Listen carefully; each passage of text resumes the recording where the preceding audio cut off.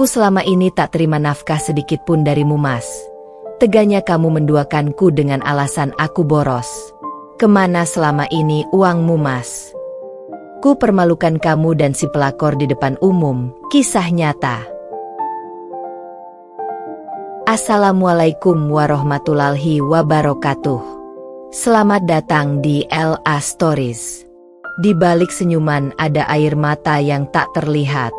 Di balik tawa, ada kisah yang tak pernah diceritakan. Ini adalah LA Stories. Tempat di mana kisah nyata jadi pelajaran dan luka hati jadi kekuatan. Setiap cerita di sini bukan sekadar drama, tapi potongan hidup yang bisa jadi cermin untuk kita semua. Siapkan hatimu, karena apa yang kamu dengar bisa mengubah cara pandangmu selamanya. Ini bukan sekadar cerita. Ini adalah kenyataan yang belum tentu sanggup kamu jalani. Aku Ernest, seorang istri yang selama ini mencoba sabar, setia, dan berjuang bersama suamiku Mohan dalam suka maupun duka. Namun siapa sangka, di balik kesabaranku itu, tersimpan luka yang begitu dalam. Bertahun-tahun aku tidak diberi nafkah. Setiap kali aku bertanya, Mohan selalu beralasan bahwa aku ini boros, tidak pandai mengatur uang, dan tidak tahu diri. Namun semua kebohongan itu akhirnya terbongkar ketika aku menemukan kenyataan pahit. Uang yang seharusnya untuk keluarga, justru dihabiskan untuk wanita lain, seorang perempuan bernama Arinda, selingkuhannya. Hatiku remuk. Tapi kali ini aku tidak tinggal diam. Aku kumpulkan bukti, aku siapkan semuanya. Hingga pada akhirnya, di depan banyak orang, aku permalukan Mohan dan Arinda di depan umum. Biar dunia tahu siapa yang sebenarnya menghancurkan rumah tanggaku. Inilah kisah nyata suara hati seorang istri yang dikhianati dan berani melawan.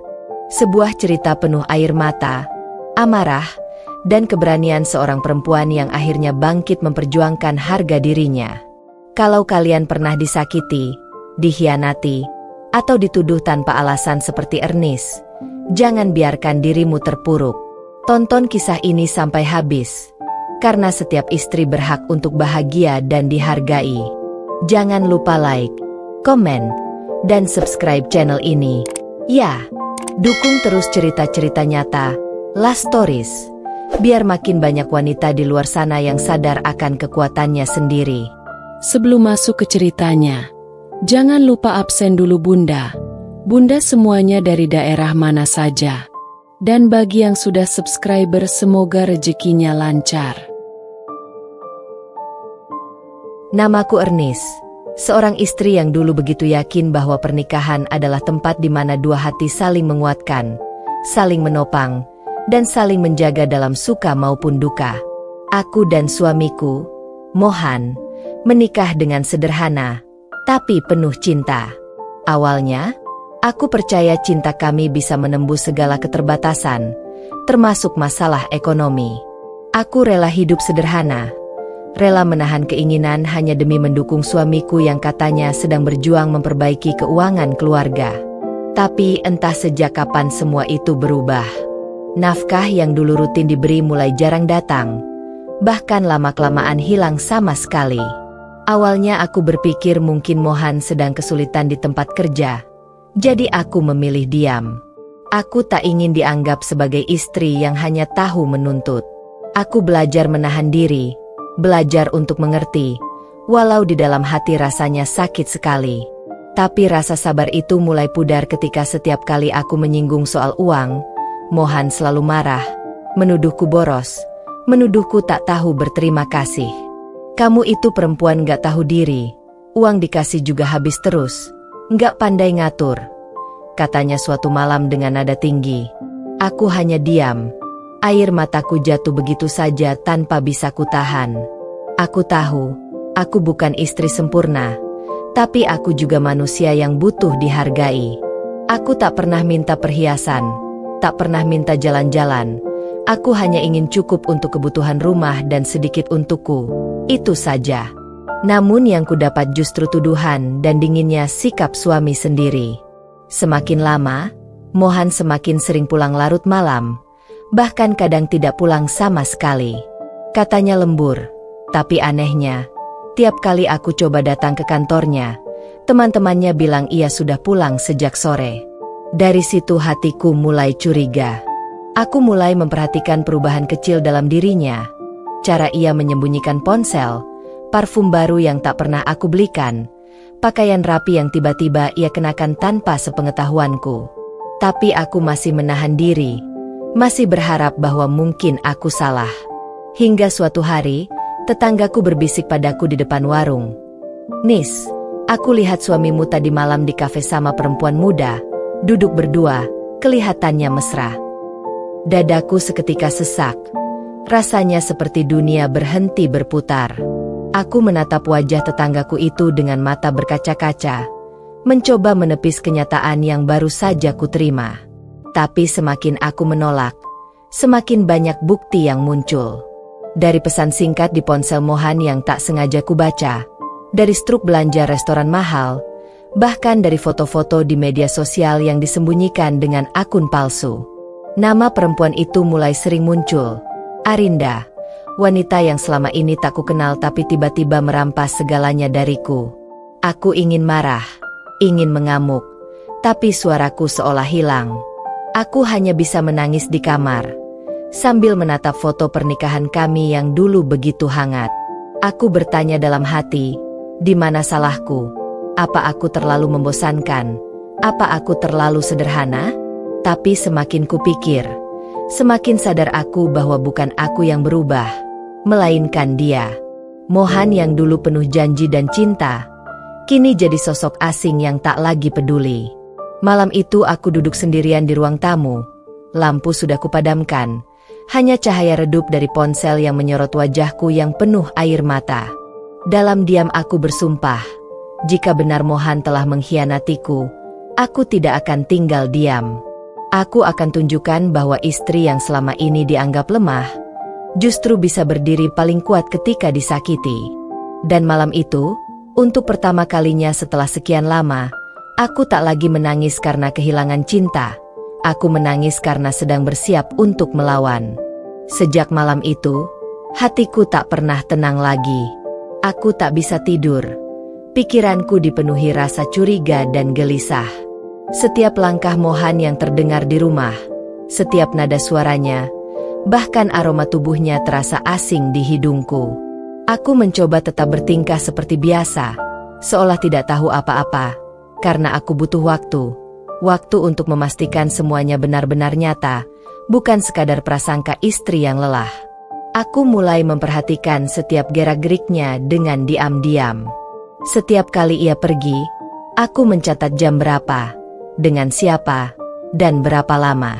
Hingga akhirnya, pada suatu sore yang lengang, ketika Mohan bilang akan rapat mendadak di kantor, hatiku menolak percaya.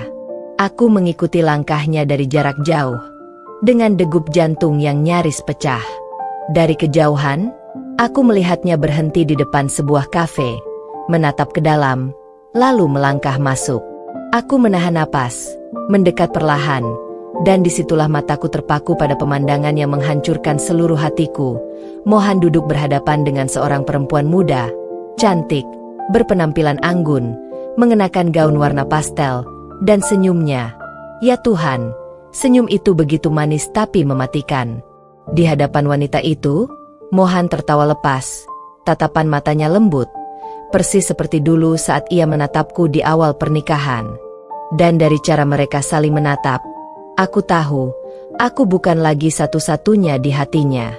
Perempuan itu adalah Arinda. Nama yang selama ini hanya kudengar dari bisikan dan bayangan, kini nyata di depan mataku. Aku tak sanggup menahan tangis, tapi aku juga tak mau mereka tahu aku ada di sana. Aku berbalik dan pergi secepatnya. Tapi langkahku gemetar, dadaku sesak, dan air mataku tumpah tanpa bisa kutahan. Malam itu aku menunggu Mohan pulang. Waktu berlalu begitu lama, hingga akhirnya ia tiba di rumah sekitar pukul 11 malam, dengan wajah lelah namun entah kenapa terlihat puas. "Kamu dari mana, Mas?" tanyaku pelan, berusaha menahan getar dalam suaraku. Rapat. Kenapa? Jawabnya cepat tanpa menatapku. Aku mendekat, mencoba menatap matanya. Rapat atau kencan? Kalimat itu meluncur begitu saja dari bibirku. Seketika ia menoleh, wajahnya berubah tegang. Kamu ngomong apa sih, Nis? Katanya dengan nada tinggi. Aku tahu, Mas. Aku lihat kamu sendiri di kafe itu, sama perempuan itu, Arinda. Ucapku dengan air mata yang mulai mengalir. Ia terdiam beberapa detik, lalu tertawa sinis. Oh, jadi kamu ngikutin aku sekarang? Nggak cukup kamu boros, kamu juga jadi istri yang curiga terus, katanya kasar. Hatiku seperti disayat. Bukannya merasa bersalah, dia justru menyalahkanku. Aku boros? Mas ngomong gitu sementara aku bahkan udah berbulan-bulan nggak dikasih uang sepeser pun. Aku yang bayar listrik, air, belanja rumah, semua dari hasilku jual kue. Sementara kamu entah kemana ngabisin gaji. Suaraku meninggi, amarah yang kutahan selama ini akhirnya meledak. Tapi Mohan malah menatapku dengan dingin. Udahlah, Nis, aku capek hidup sama kamu. Aku butuh ketenangan. Kamu tuh nggak pernah ngerti aku. Ketenangan? Hatiku menjerit. Jadi ini alasannya dia pergi ke Arinda? Karena katanya aku tidak memberi ketenangan? Aku nyaris tertawa di antara tangisku. Lelaki yang dulu bersumpah akan menemaniku dalam susah dan senang, kini malah mencari kebahagiaan di pelukan orang lain. Aku hanya bisa duduk di lantai malam itu, menangis tanpa suara, sementara Mohan masuk kamar tanpa sedikit pun menoleh ke arahku. Esok harinya, aku tak ingin lagi hanya menangis. Aku mulai mengumpulkan semua bukti perselingkuhan itu. Aku simpan foto-foto mereka, pesan-pesan mesra di ponselnya, bahkan rekaman percakapan yang tak sengaja kudengar. Setiap bukti menjadi api kecil di dalam dadaku, membakar rasa cinta yang dulu tersisa. Aku tak tahu sampai kapan aku bisa menahan diri, tapi yang pasti, aku tidak akan diam selamanya. Aku akan buat Mohan tahu bahwa istri yang selama ini dianggap lemah, bisa berubah menjadi badai yang menghancurkan semua kebohongan yang telah ia bangun bersama pelacur itu.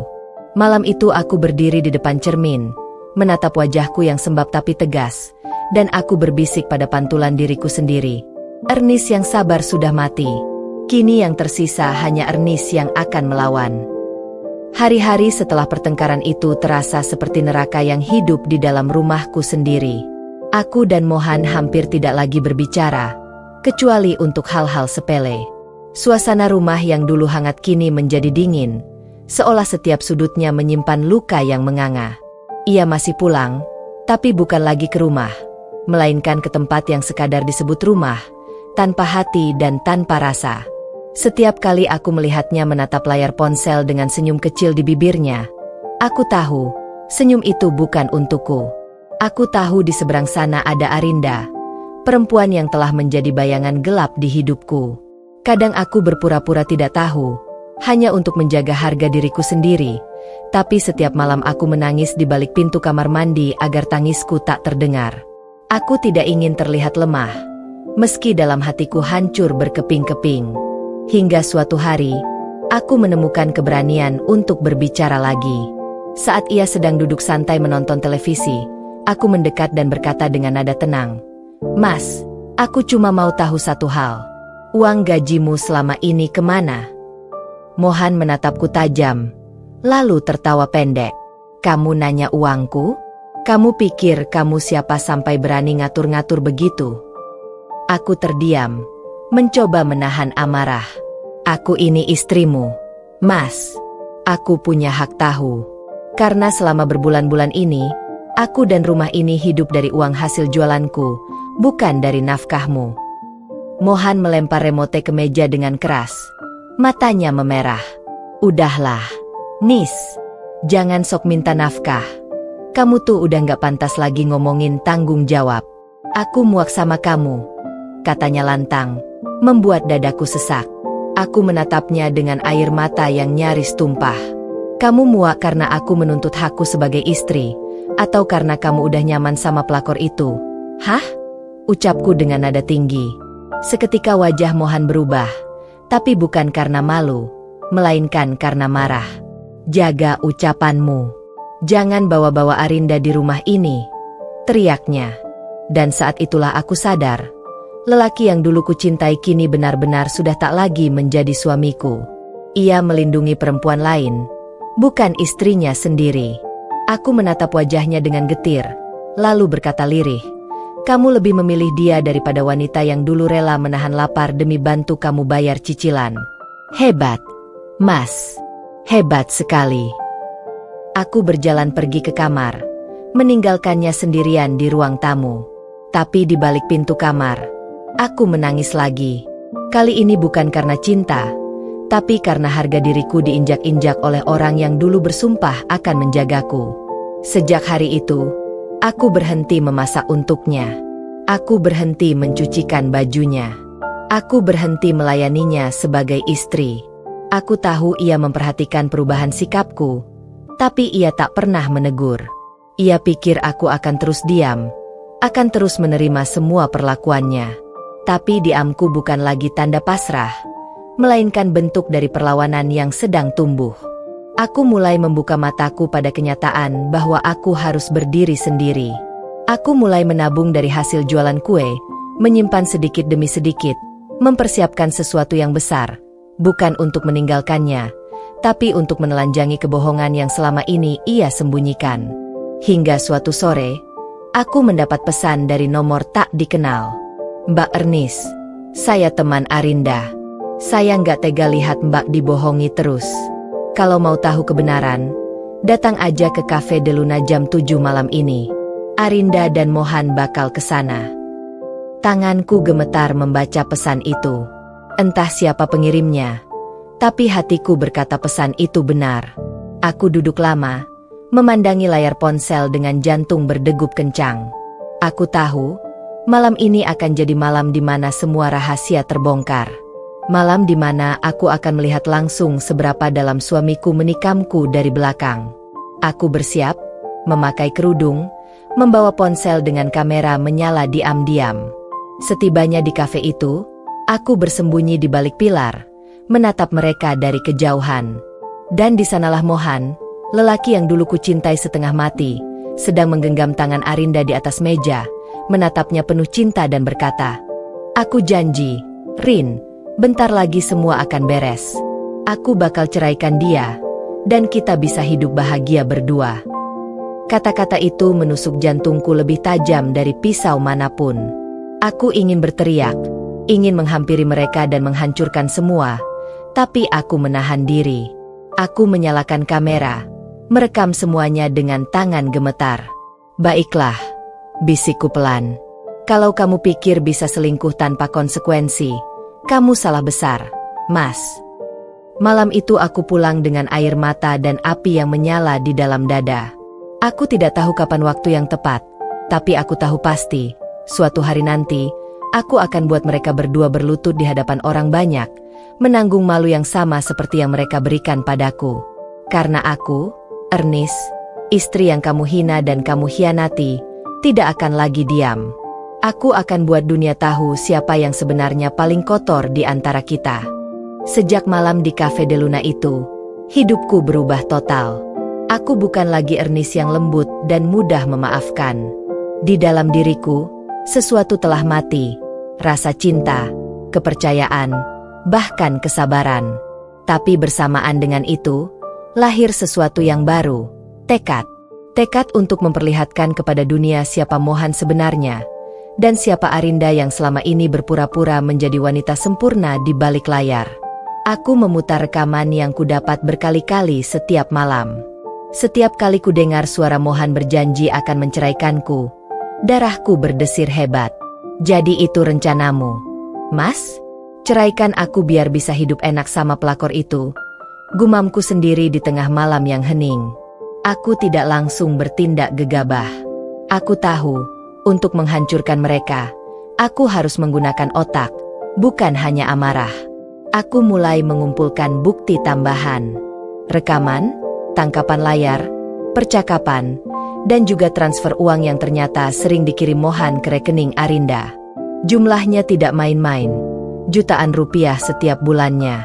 Uang yang seharusnya menjadi nafkah untuk rumah, justru mengalir deras ke perempuan yang merusak rumah tanggaku. Aku tidak tahu harus tertawa atau menangis, tapi satu hal yang pasti, setiap bukti yang kutemukan menjadi bara yang semakin membakar dadaku. Hingga suatu hari, kesempatan itu datang tanpa kusangka. Di kompleks tempatku tinggal, ada acara selamatan lingkungan, acara besar yang dihadiri semua warga, termasuk teman-teman Mohan, bahkan atasannya. Aku tahu Mohan pasti akan hadir, karena ia dikenal cukup aktif di lingkungan.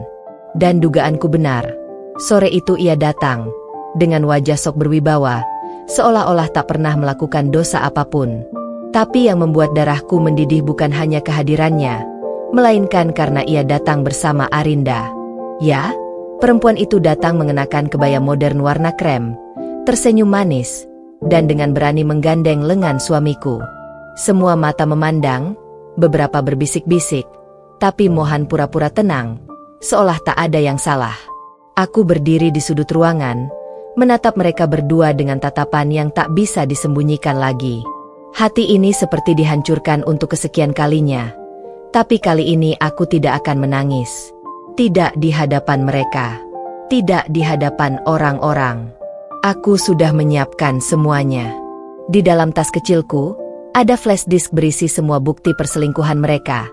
Rekaman, foto, dan transfer uang. Aku telah meminta bantuan panitia acara, dengan alasan ingin menampilkan video apresiasi warga. Mereka tidak tahu apa isi sebenarnya dari video itu.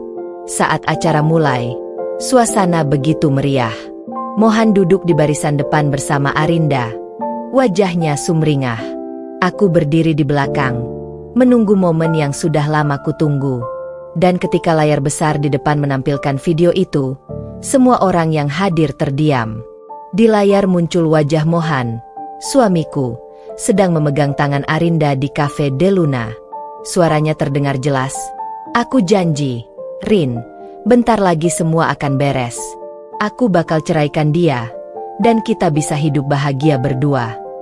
Suara bisik-bisik langsung memenuhi ruangan. Beberapa orang menatapku, beberapa menatap Mohan dengan ekspresi tak percaya. Arinda langsung pucat. Tangannya yang menggenggam lengan Mohan mulai gemetar. Mohan berdiri dengan panik, berusaha mematikan layar. Tapi aku sudah melangkah ke depan, berdiri di hadapan semua orang. Bapak-bapak, ibu-ibu, suaraku terdengar lantang. Inilah suami saya, Mohan. Lelaki yang selama ini menuduh saya boros, yang tidak memberi nafkah berbulan-bulan, yang bilang sedang lembur tiap malam, padahal uangnya diberikan ke perempuan yang sekarang duduk di sebelahnya. Semua mata kini tertuju padaku. Aku bisa merasakan seluruh tubuhku bergetar. Tapi aku terus bicara. Air mataku menetes bukan karena sedih, melainkan karena lega. Saya diam selama ini bukan karena bodoh. Saya hanya menunggu waktu yang tepat. Dan hari ini, saya tidak ingin lagi menyembunyikan apapun. Biar semua tahu siapa sebenarnya suami saya dan siapa perempuan yang merebutnya. Suasana menjadi riuh. Beberapa ibu-ibu mulai berbisik. Ada yang menatap Arinda dengan jijik.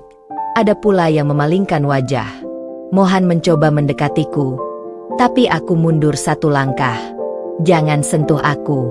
Mas, kamu sudah kotor dengan pengkhianatanmu, teriakku dengan suara pecah. Arinda berdiri dengan wajah pucat, mencoba menutupi wajahnya dengan tangan. Kamu puas, Nis? Kamu mau hancurin hidupku? Hah? Bentaknya. Aku menatapnya tajam. Aku tidak menghancurkan hidupmu, Arinda. Kamu sendiri yang menghancurkan hidupku. Aku cuma balikin sedikit rasa sakit yang kamu kasih. Ruangan menjadi hening sesaat. Lalu satu persatu orang mulai bertepuk tangan.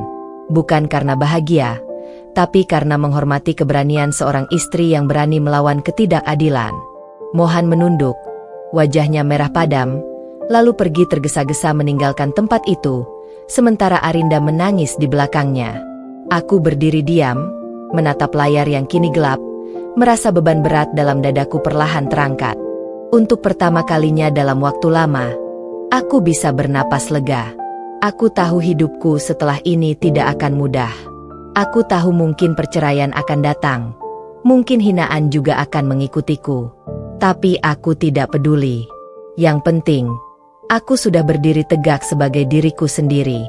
Aku, Ernest, istri yang selama ini dianggap lemah dan boros, telah membuktikan bahwa kebenaran tidak bisa selamanya disembunyikan.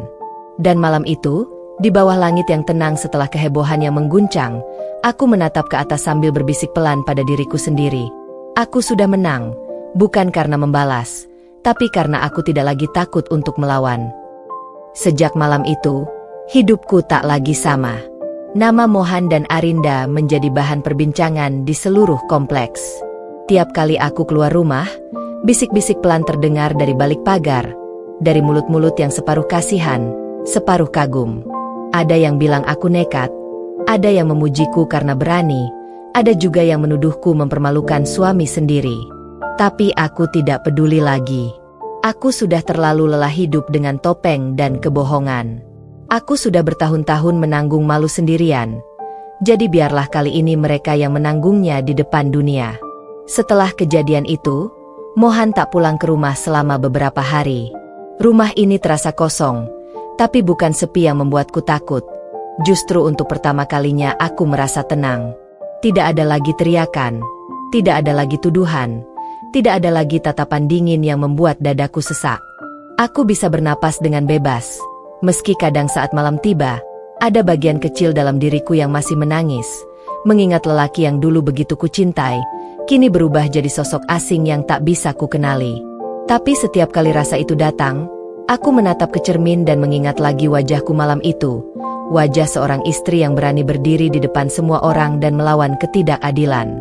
Dan dari sana aku tahu, aku tidak boleh kembali lemah. Suatu pagi, Mohan akhirnya datang. Pintu rumah terbuka dengan keras, dan langkah kakinya terdengar berat, penuh amarah. Aku sedang duduk di meja makan, menyeruput teh, berpura-pura tidak peduli. Kamu puas, Nis? Kamu bikin aku malu di depan semua orang, bentaknya dengan mata merah. Aku menatapnya tenang. Aku cuma ngasih mereka tahu yang sebenarnya. Mas, kamu sendiri yang bikin semua itu terjadi. Ia berjalan mendekat, wajahnya mendidih, tangannya mengepal, tapi aku tidak bergeming. Kamu pikir kamu menang? Hah? Kamu pikir aku bakal balik ke kamu setelah semua yang kamu lakuin? Aku benci kamu, Nis. Suaranya memecah ruangan, tapi yang keluar dari bibirku bukan air mata, melainkan senyum tipis. Aku nggak butuh kamu balik, Mas. Aku cuma butuh harga diriku kembali. Dan itu sudah aku dapatkan malam itu. Mohan terdiam sejenak.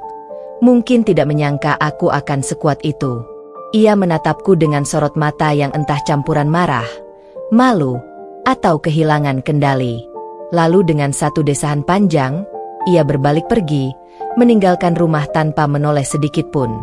Pintu tertutup keras, dan sejak saat itu, aku tahu, aku sudah benar-benar sendiri. Tapi anehnya, tidak ada ketakutan di dalam hatiku. Yang ada justru rasa lega yang luar biasa. Beberapa hari berlalu, aku mulai menjalani hari-hariku seperti biasa, tapi kali ini tanpa beban. Aku bangun pagi, menyiapkan pesanan kue, mengantar sendiri ke pelanggan, dan pulang dengan senyum.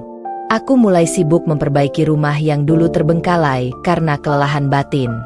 Aku mengecat ulang dinding ruang tamu, menata ulang taman kecil di depan rumah, dan untuk pertama kalinya dalam waktu yang lama, aku membeli sesuatu untuk diriku sendiri, sebuah gaun sederhana, tapi indah. Saat aku memakainya, aku berdiri di depan cermin, menatap pantulan diriku yang tersenyum. Inilah aku, kataku pelan. Bukan istri siapa-siapa, tapi wanita yang berhasil berdiri lagi.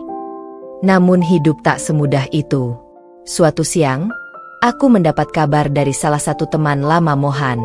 Katanya, Mohan dan Arinda kini hidup bersama, tapi hidup mereka tidak semanis yang mereka bayangkan. Usaha Mohan dipecat dari pekerjaannya karena reputasinya rusak akibat video yang tersebar.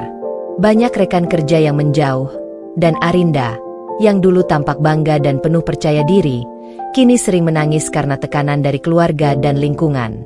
Aku tidak tersenyum mendengar kabar itu, tapi aku juga tidak merasa bersalah. Aku hanya merasa adil. Apa yang mereka lakukan padaku akhirnya berbalik menjadi ujian bagi mereka sendiri. Tuhan memang tidak pernah tidur. Suatu malam, saat aku sedang menata pesanan kue di dapur, seseorang mengetuk pintu. Saat kubuka, berdirilah Mohan di sana, kusut, kurus, dan matanya penuh penyesalan. Ia memegang sesuatu di tangannya, sebuah amplop coklat. Aku tahu aku nggak pantas datang ke sini, katanya pelan. Tapi aku cuma mau minta maaf, Nis. Aku hancur tanpa kamu. Aku terdiam. Dulu, mungkin aku akan luluh, tapi kini yang tersisa hanya kekuatan yang tumbuh dari luka. Mas, kamu tahu nggak? Kataku lembut tapi tegas. Aku bukan wanita yang kamu bisa jatuhin terus dan berharap aku tetap menunggumu. Aku udah belajar berdiri, dan aku nggak akan jatuh di lubang yang sama lagi. Mohan menunduk. Air matanya jatuh ke lantai. Aku cuma mau kamu tahu, aku menyesal, katanya lirih. Aku mengangguk pelan. Aku sudah tahu, Mas. Tapi penyesalanmu nggak akan mengembalikan apapun. Tidak harga diriku, tidak cinta yang kamu hancurkan, dan tidak air mata yang aku tumpahkan setiap malam. Ia berdiri lama di depan pintu, lalu berbalik dan pergi perlahan. Aku menatap punggungnya hingga menghilang di kegelapan malam, lalu menutup pintu dengan satu tarikan napas panjang. Tidak ada kebencian di hatiku, hanya ketenangan. Karena aku tahu, keadilan sudah terjadi, bukan lewat balas dendam, tapi lewat kehidupan yang berputar dengan sendirinya. Malam itu aku duduk di teras rumah, menatap langit. Angin malam mengusap wajahku lembut, membawa ketenangan yang tak pernah kurasakan sebelumnya. Terima kasih, Tuhan, bisikku lirih, karena sudah membuatku kuat melalui semuanya. Di dalam hati, aku tahu perjalanan hidupku belum selesai, tapi untuk pertama kalinya, aku siap melangkah tanpa siapa-siapa. Karena aku, Ernest, yang dulu hanya dikenal sebagai istri yang tak diberi nafkah, kini menjadi perempuan yang tahu bagaimana memberi nafkah bagi dirinya sendiri, dengan keberanian, dengan harga diri, dan dengan cinta yang tumbuh dari luka.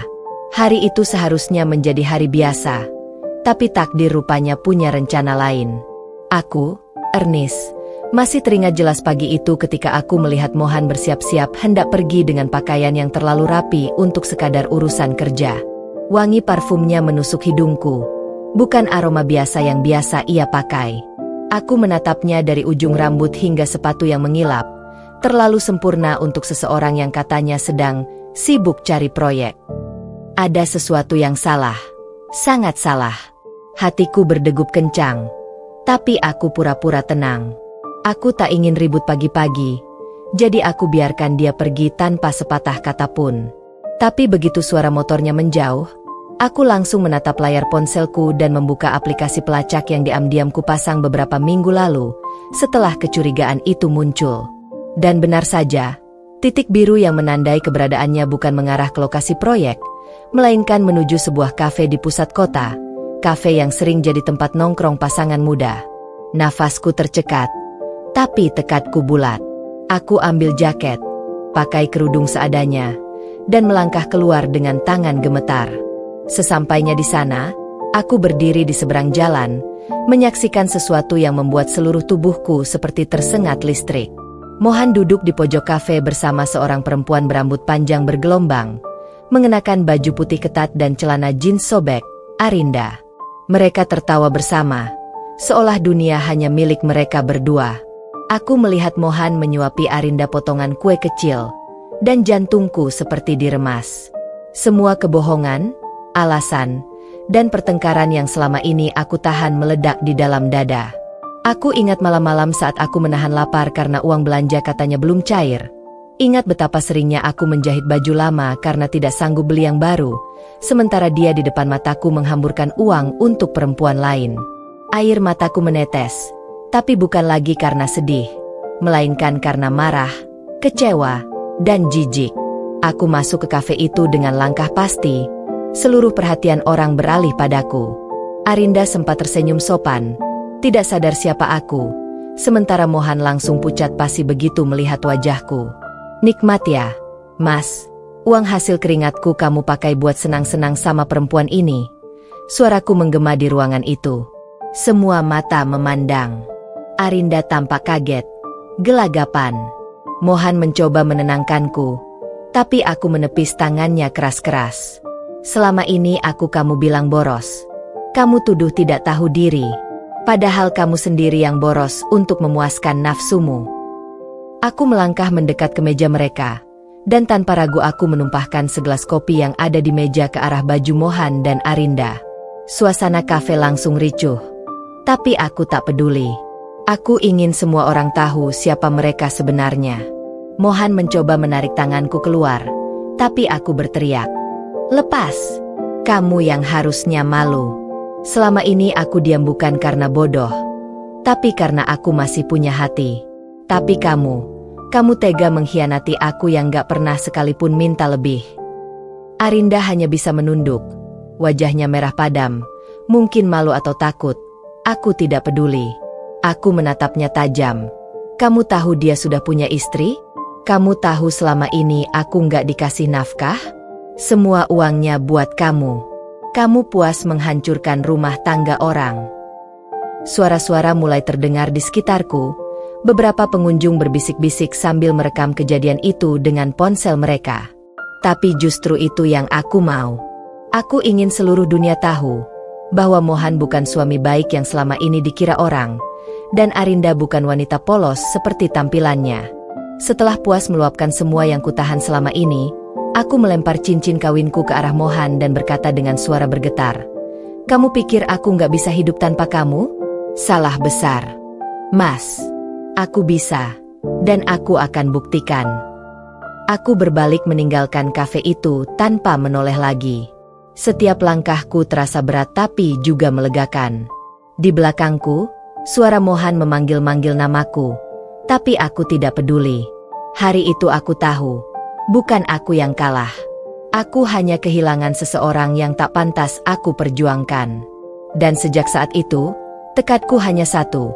Membuat mereka berdua menyesal karena pernah mempermainkan perempuan yang salah. Hari setelah kejadian di kafe itu menjadi titik balik dalam hidupku. Aku, Ernest, akhirnya menyadari bahwa cinta yang selama ini kupeluk erat ternyata hanya ilusi yang kusimpan sendirian. Malam itu, aku pulang ke rumah dengan langkah gemetar dan hati penuh bara. Rumah yang dulu terasa hangat kini hanya bangunan kosong penuh kenangan yang menyakitkan. Dinding-dindingnya seakan memantulkan suara pertengkaran kami, tawa palsu Mohan, dan isak tangisku yang selalu berakhir dengan maaf bodoh dari bibirku sendiri. Tapi tidak kali ini. Kali ini aku tidak akan menangis seperti biasanya.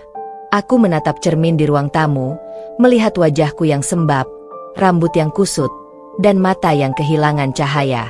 Aku menyentuh pipiku dan berkata pada diri sendiri, mulai malam ini, kamu harus kuat, Nis. Kamu harus balas, bukan dengan air mata, tapi dengan pembuktian. Malam itu aku tidak tidur. Aku duduk di meja ruang makan, menatap tumpukan nota, kwitansi, dan bukti transfer yang selama ini kusimpan diam-diam. Semua pengeluaran rumah tangga, semua cicilan, semua kebutuhan anak-anak, semuanya atas namaku. Sementara nama Mohan hanya muncul di daftar tagihan listrik dan pembelian parfum mahal. Aku buka laptop dan mulai menulis sesuatu. Semua kejadian yang kualami, kutulis dengan detail, lengkap dengan tanggal, tempat, dan bukti-bukti. Aku tidak tahu kemana arah semua ini, tapi aku tahu satu hal, aku tidak akan diam. Aku akan pastikan dunia tahu siapa Mohan dan Arinda sebenarnya. Keesokan harinya, Mohan datang ke rumah dengan wajah muram. Ia mengetuk pintu beberapa kali sebelum akhirnya aku bukakan. Nis, aku bisa jelasin semuanya, katanya, dengan suara lirih seperti orang yang menyesal. Aku menatapnya dingin. Tidak ada lagi getar rindu di sana. Kamu gak perlu jelasin apa-apa.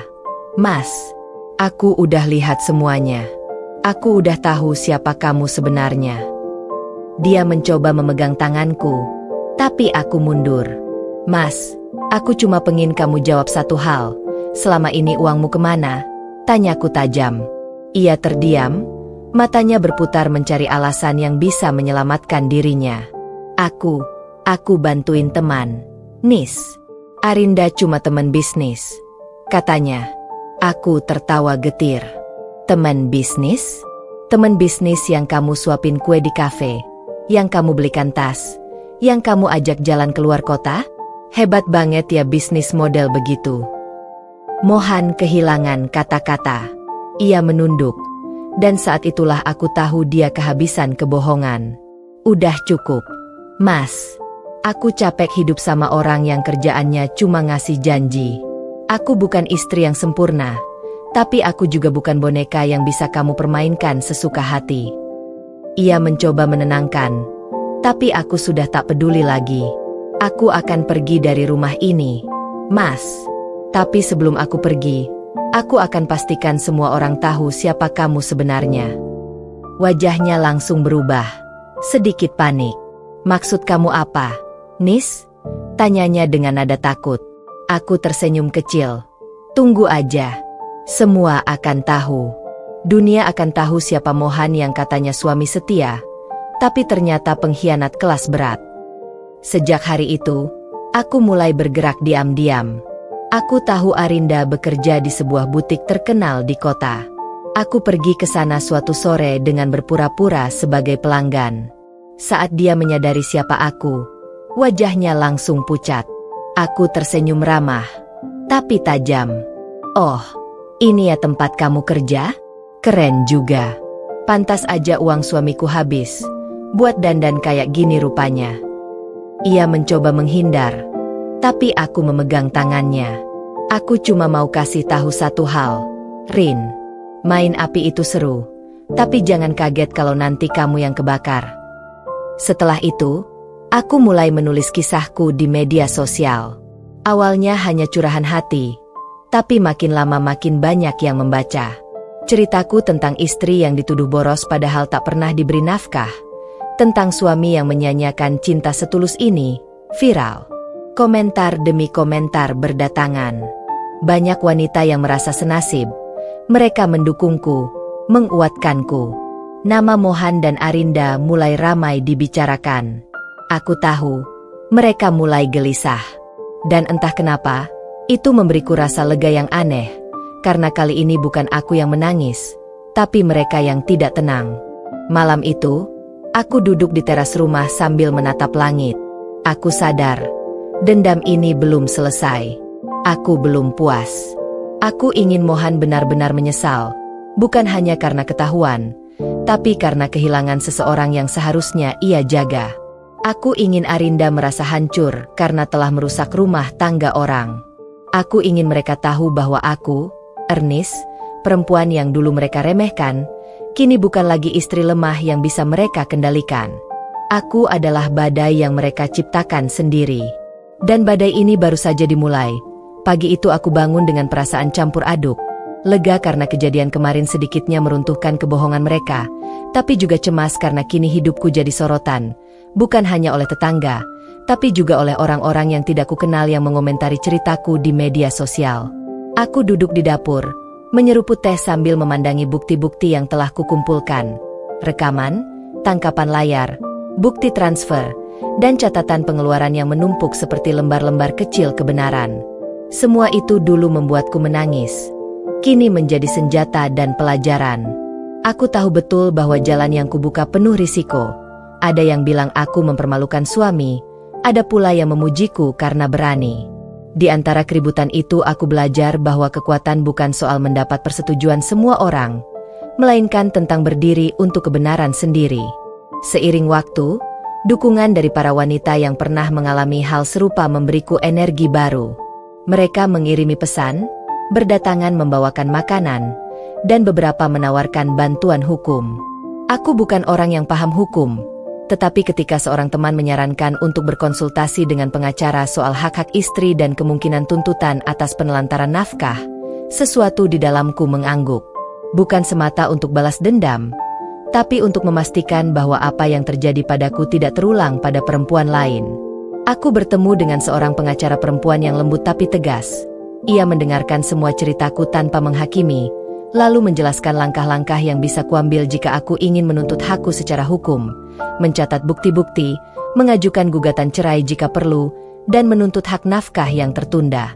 Mendengar kata-kata itu terasa menenangkan sekaligus menakutkan.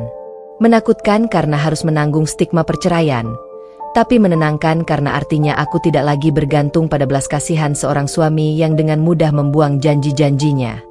Sementara itu, bisnis jualanku yang dulu kutekuni secara rutin semakin berkembang.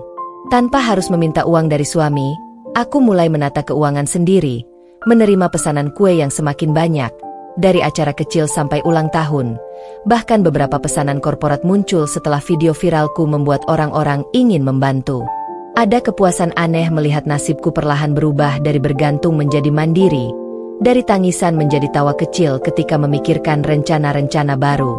Aku menyewa seorang karyawan part-time untuk membantuku di dapur.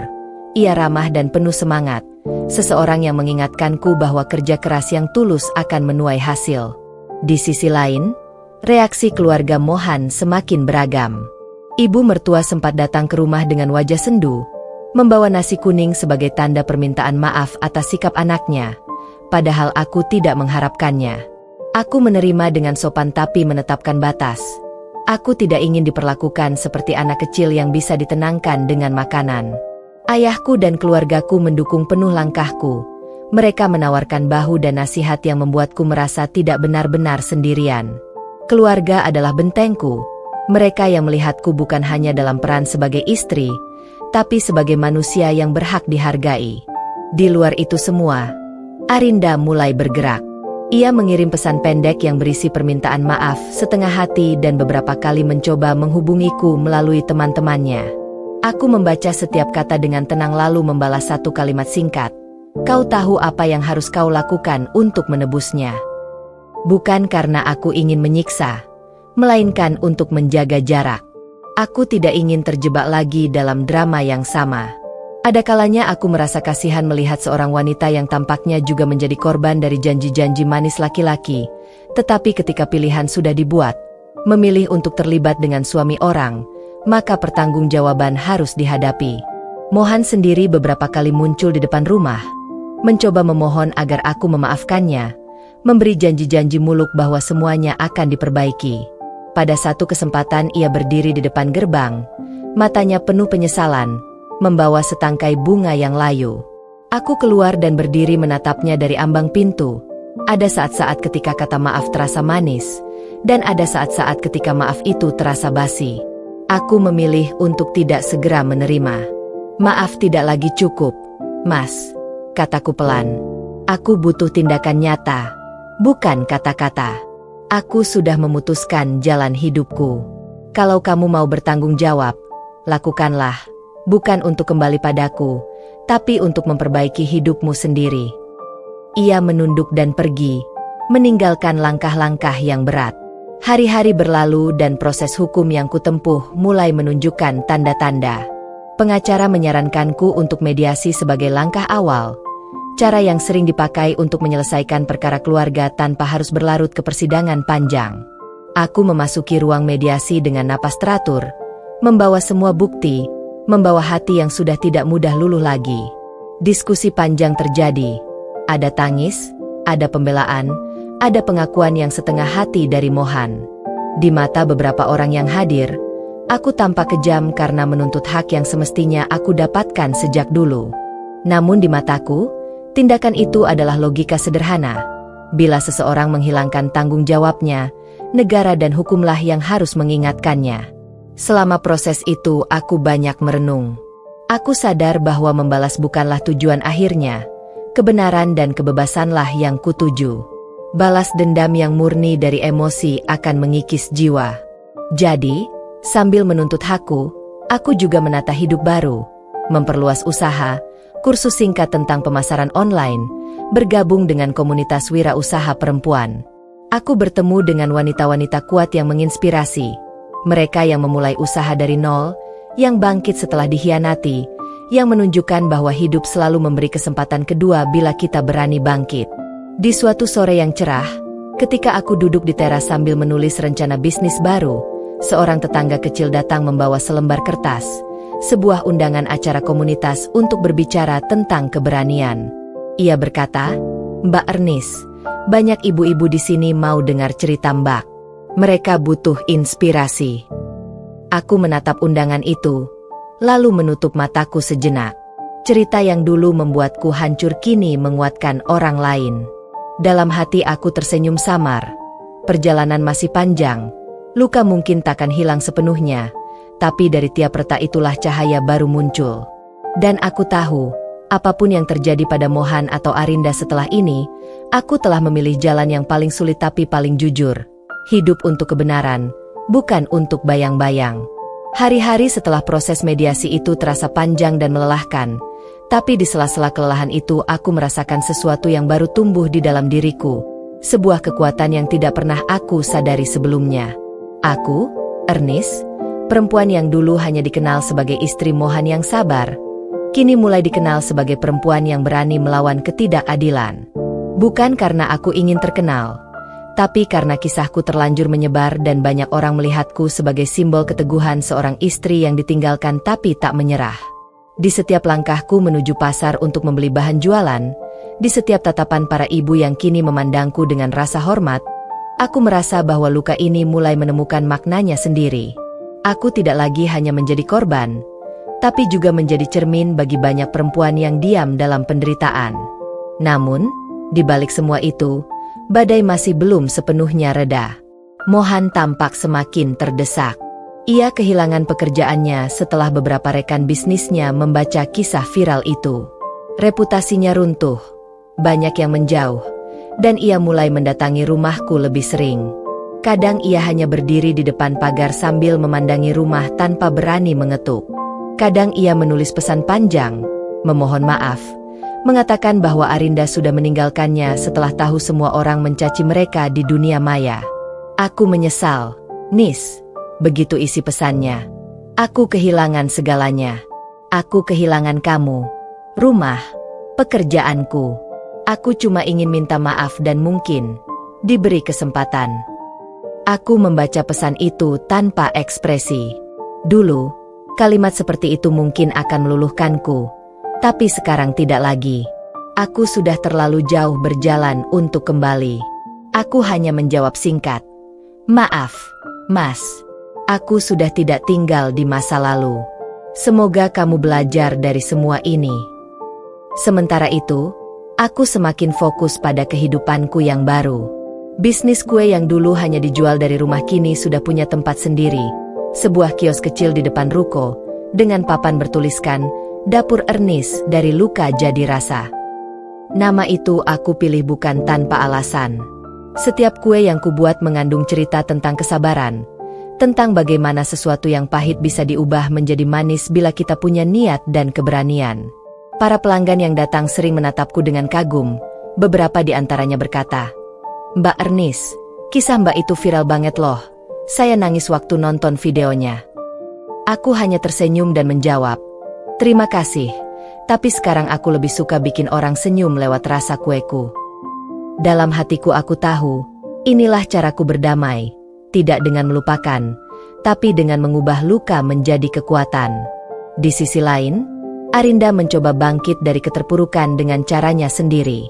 Aku sempat mendengar dari teman bahwa ia dipecat dari butiknya dan mendapat hujatan dari pelanggan lama.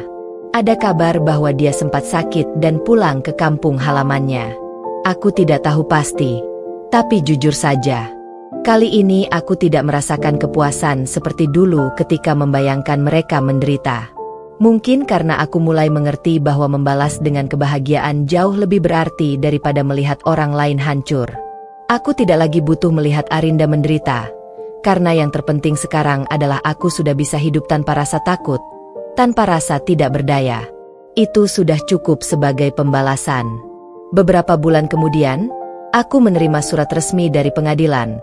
Proses perceraianku dengan Mohan selesai. Hubungan kami yang dulu dibangun dengan janji dan cinta, kini resmi berakhir dengan selembar kertas bermeterai.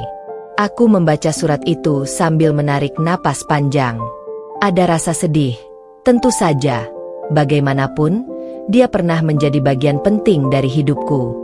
Tapi rasa sedih itu cepat tergantikan oleh rasa lega yang luar biasa. Seperti rantai yang selama ini melilit tubuhku akhirnya terlepas. Aku menatap cermin di kamarku. Wajahku kini berbeda dari dulu. Tidak lagi pucat dan lelah, melainkan tegas dan penuh cahaya. Kamu berhasil, Nis, kataku pada pantulan diriku sendiri. Kamu sudah melewati badai itu.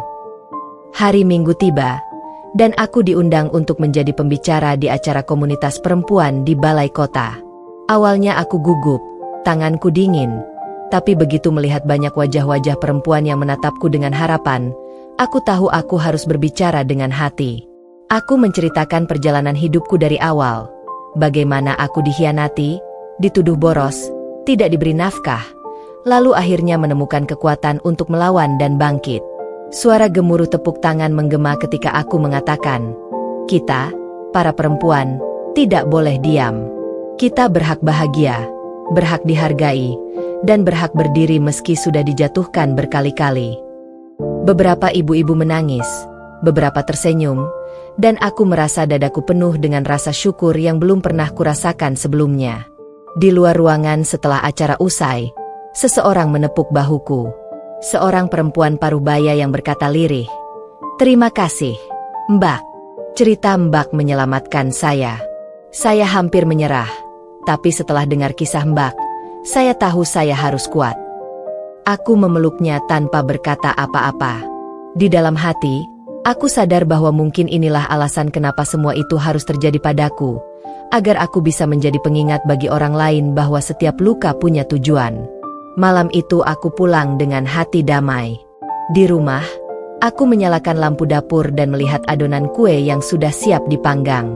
Di meja tergeletak foto lama, aku dan Mohan saat masih muda, tersenyum bahagia.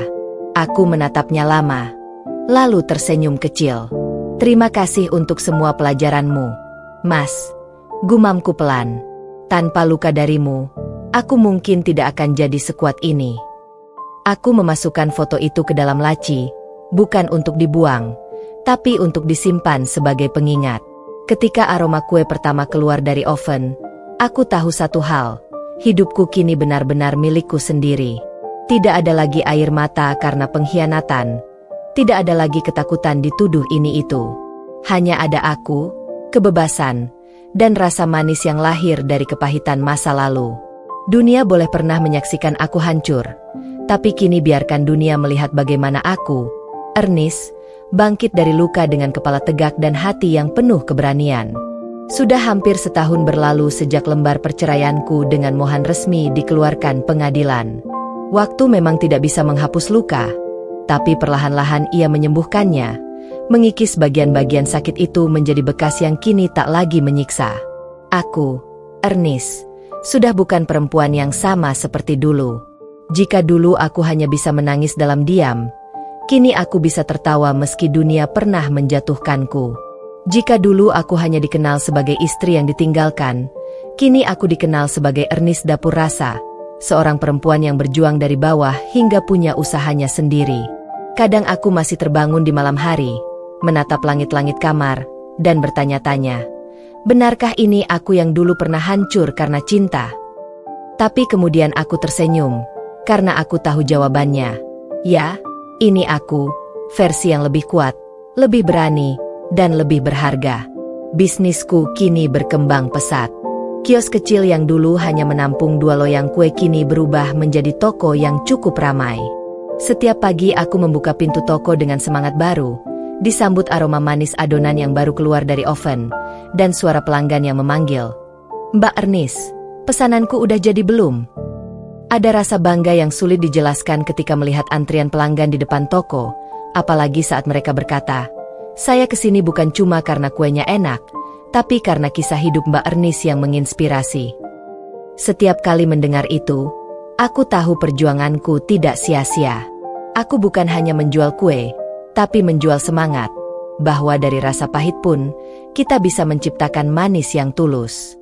Aku mulai diundang ke berbagai acara komunitas, kampus, bahkan stasiun televisi lokal untuk berbagi kisah hidupku. Awalnya aku ragu, takut dibilang mencari simpati atau popularitas. Tapi semakin lama aku sadar, bercerita bukan berarti membuka luka lama, melainkan mengubahnya jadi cahaya untuk menerangi jalan orang lain. Di setiap panggung itu, aku selalu berkata hal yang sama.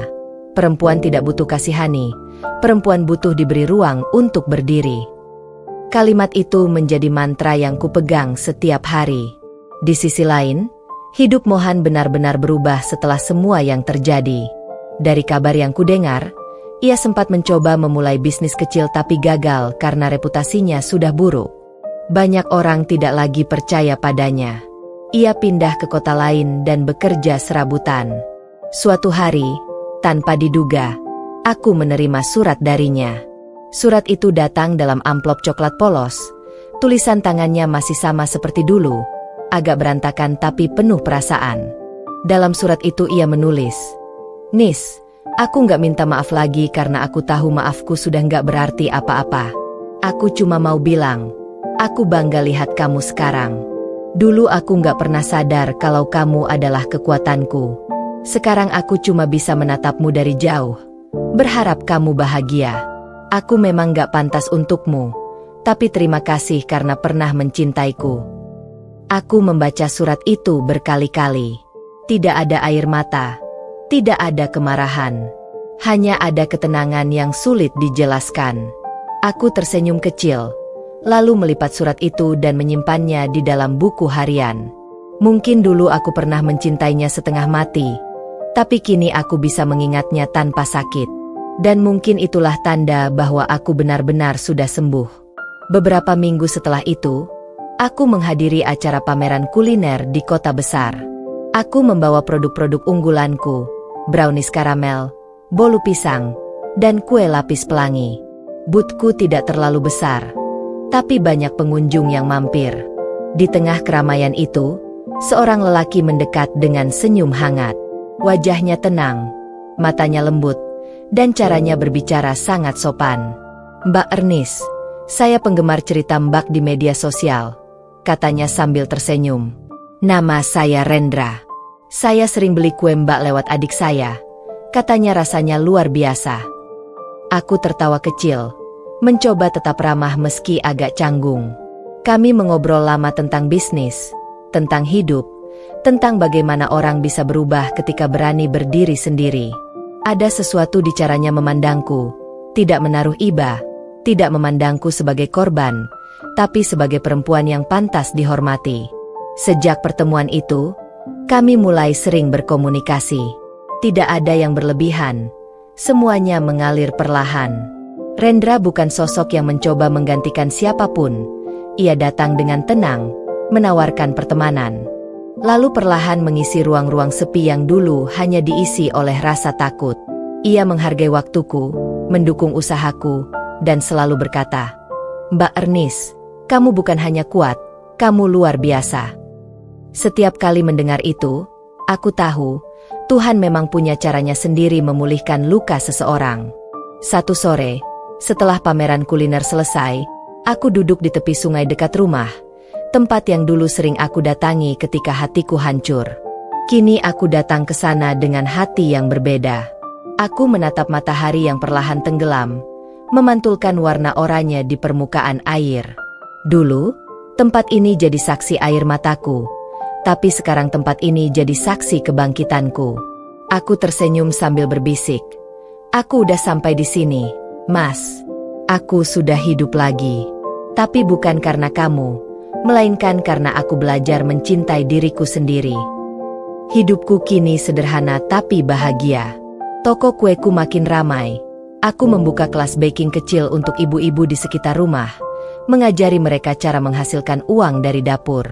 Aku ingin perempuan lain tahu bahwa mereka bisa berdiri sendiri tanpa bergantung pada siapapun. Setiap kali melihat para ibu itu tersenyum puas setelah berhasil menjual hasil kue mereka, hatiku hangat. Aku merasa misi hidupku baru saja dimulai.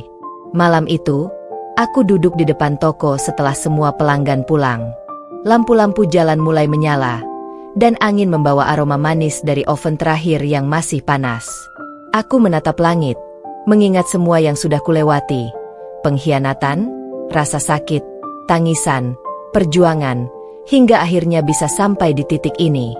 Aku tahu, jalan hidupku mungkin tidak sempurna, tapi aku bersyukur karena semua luka itu membentukku menjadi perempuan yang jauh lebih kuat. Kini aku bukan lagi istri yang disakiti, bukan lagi korban perselingkuhan, bukan lagi perempuan yang ditinggalkan. Aku adalah Ernest, perempuan yang mampu berdiri di atas kakinya sendiri, yang berani melawan ketidakadilan, dan yang menjadikan penderitaan sebagai bahan bakar untuk hidup lebih baik. Aku menutup mataku sejenak, menghirup udara malam yang tenang, lalu berbisik pelan.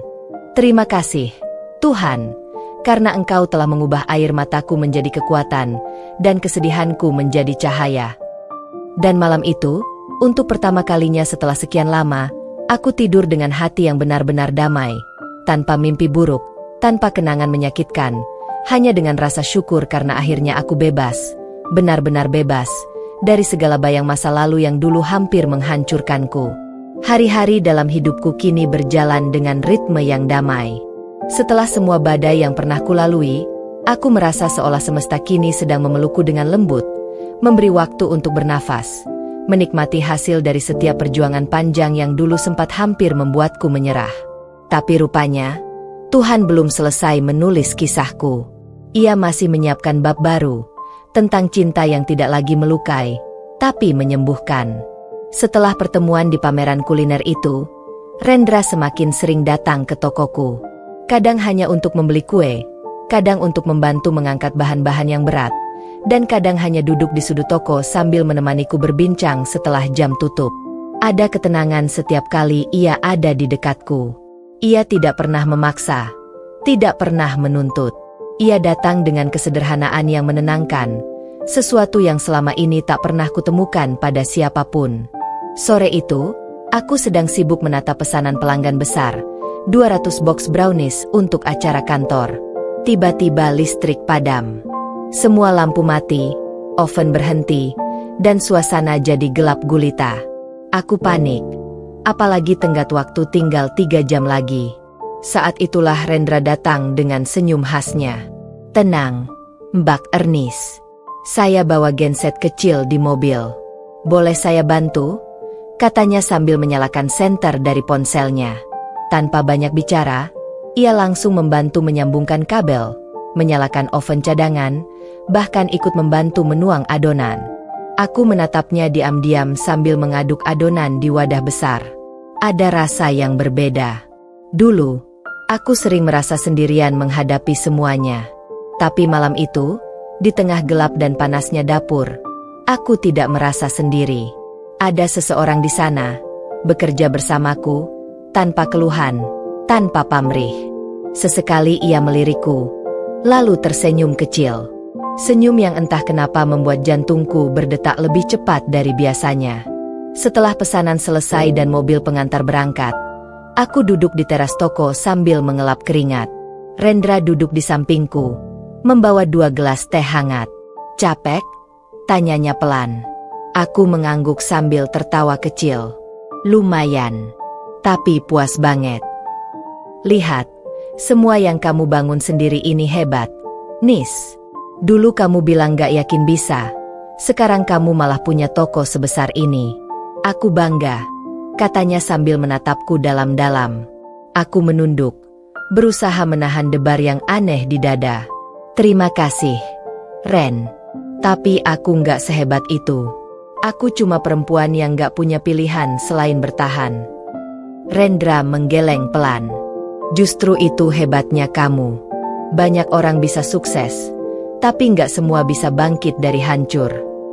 Kata-katanya seperti menembus jauh ke dalam dadaku. Mungkin selama ini aku memang terlalu sibuk membuktikan sesuatu, sampai lupa untuk menerima bahwa aku pantas bahagia.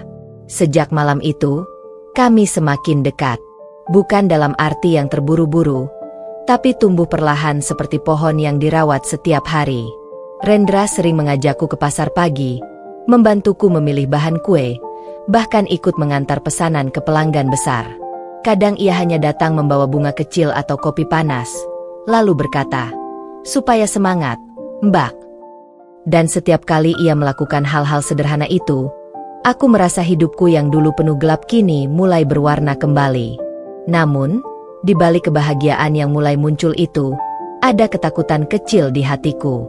Aku takut jatuh cinta lagi. Takut kalau luka lama terbuka. Takut kalau kebahagiaan ini hanya sementara. Aku pernah mencintai seseorang dengan sepenuh hati, dan akhirnya ditinggalkan di saat aku paling membutuhkan. Aku tidak ingin mengulang rasa itu. Suatu malam, setelah acara bazar kuliner, Rendra mengantarku pulang. Di depan rumah, ia berhenti, tapi tidak segera pamit.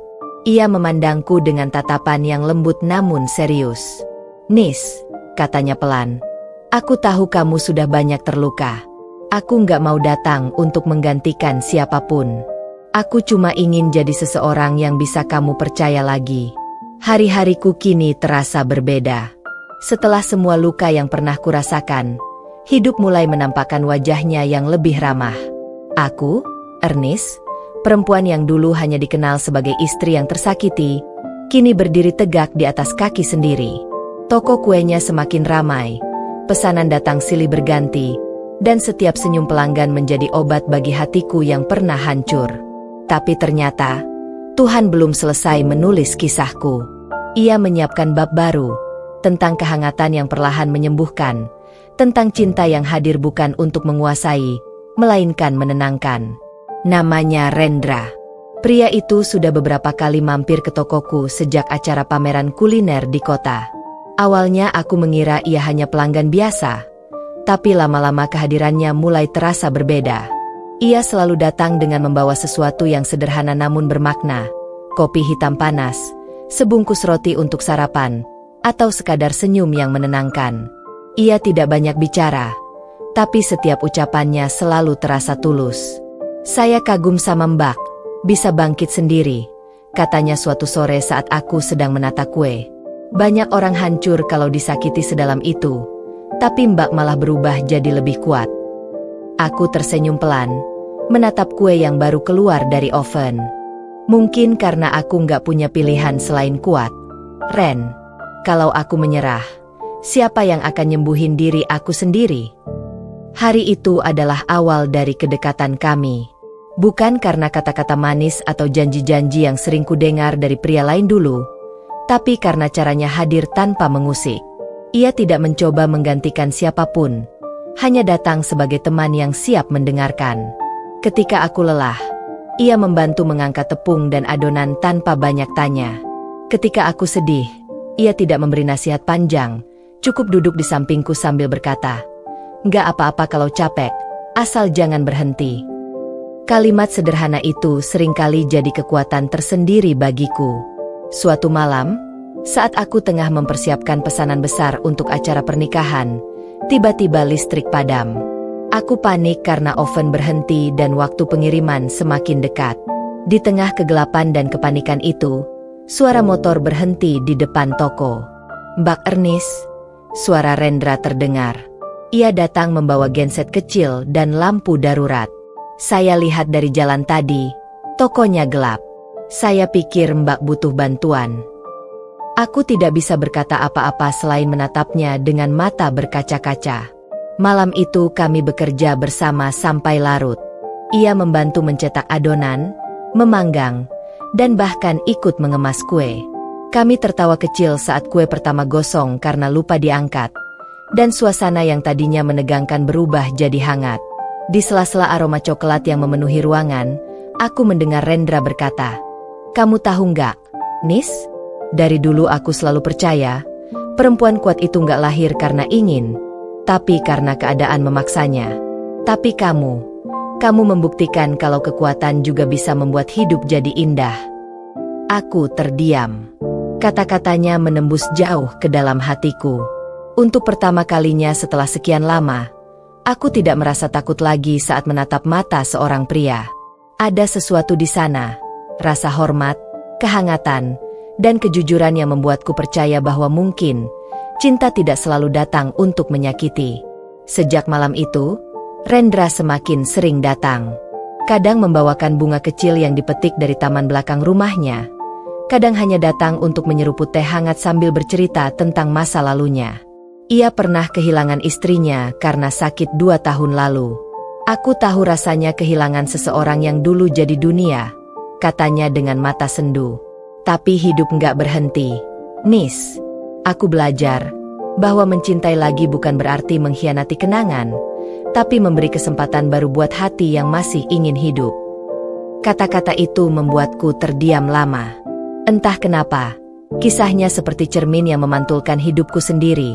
Sama-sama kehilangan, sama-sama terluka, tapi tetap ingin bertahan. Hubungan kami tidak tumbuh dari rayuan atau janji-janji manis, tapi dari perhatian-perhatian kecil. Ia menjemputku ke pasar pagi saat hujan deras, menemaniku menghitung stok bahan di malam hari, atau sekadar mengingatkanku makan saat aku terlalu sibuk. Di tengah semua itu, aku mulai merasakan sesuatu yang dulu sempat hilang, rasa tenang. Tapi di balik ketenangan itu, ada juga rasa takut yang tak bisa kusembunyikan. Aku takut mencintai lagi, takut kalau kebahagiaan ini hanya sementara. Suatu malam, setelah menutup toko, Rendra duduk bersamaku di teras. Udara dingin dan suara jangkrik membuat suasana terasa hening. Ia menatapku lama, seolah mencari keberanian. Nis, katanya akhirnya, aku tahu kamu masih takut. Aku nggak akan maksa kamu untuk percaya sekarang juga. Aku cuma mau kamu tahu, aku di sini bukan buat menggantikan siapapun. Aku di sini karena aku pengen jadi orang yang kamu bisa percaya tanpa harus berpura-pura kuat. Aku tidak menjawab apa-apa, hanya menunduk menatap jemariku yang bergetar. Aku nggak janji hidup bakal selalu bahagia, lanjutnya pelan. Tapi aku janji, aku nggak akan ninggalin kamu saat kamu lemah. Entah kenapa, air mataku menetes tanpa bisa kutahan. Mungkin karena terlalu lama aku menunggu seseorang yang berbicara bukan dengan kata-kata besar, tapi dengan hati. Aku menatapnya dan berkata lirih, aku nggak tahu bisa percaya lagi atau enggak, Ren, tapi aku ingin belajar. Ia tersenyum, lalu menjawab lembut, kita belajar sama-sama, ya, Nis. Malam itu menjadi titik baru dalam hidupku. Untuk pertama kalinya sejak perceraianku, aku berani membuka sedikit ruang di hatiku untuk cinta yang baru. Cinta yang tumbuh bukan dari ketergantungan, tapi dari ketulusan. Aku tahu jalan di depan tidak selalu mudah, tapi aku juga tahu bahwa aku tidak lagi sendiri. Saat kulihat langit malam yang penuh bintang, aku berbisik dalam hati, Tuhan, terima kasih sudah mempertemukanku dengan seseorang yang tidak datang untuk menyembunyikan luka, tapi untuk berjalan bersamaku menyembuhkan. Dan disitulah aku sadar, bahwa kadang cinta sejati bukan yang datang saat kita sempurna, tapi yang hadir di saat kita remuk, dan memilih untuk tetap tinggal, bukan untuk memperbaiki, melainkan untuk menemani kita belajar mencintai diri sendiri lagi. Waktu terus berjalan, dan hidupku perlahan kembali menemukan keseimbangannya. Hari-hariku kini diisi dengan aroma manis dari kue-kue yang kupanggang, tawa pelanggan yang puas, dan kehadiran seseorang yang membuat langkahku terasa lebih ringan. Rendra, pria yang datang di saat aku sudah berhenti berharap ada cinta lagi. Aku yang dulu merasa hancur, dikhianati, dan tidak layak dicintai, kini perlahan belajar bahwa cinta tidak selalu datang untuk melukai. Kadang, cinta hadir untuk memperbaiki bagian diri yang pernah hancur. Namun perjalanan itu tidak mudah, karena untuk membuka hati setelah trauma, aku harus berdamai dengan masa lalu yang masih sesekali menampar ingatan. Suatu pagi, ketika aku sedang sibuk menyiapkan pesanan besar, teleponku berdering. Nomor itu tidak asing. Nomor Mohan. Untuk sesaat, jantungku berdegup kencang, bukan karena rindu, tapi karena bayangan masa lalu seketika muncul seperti film yang diputar ulang. Air mata, pengkhianatan, dan luka yang dulu hampir membunuh semangatku.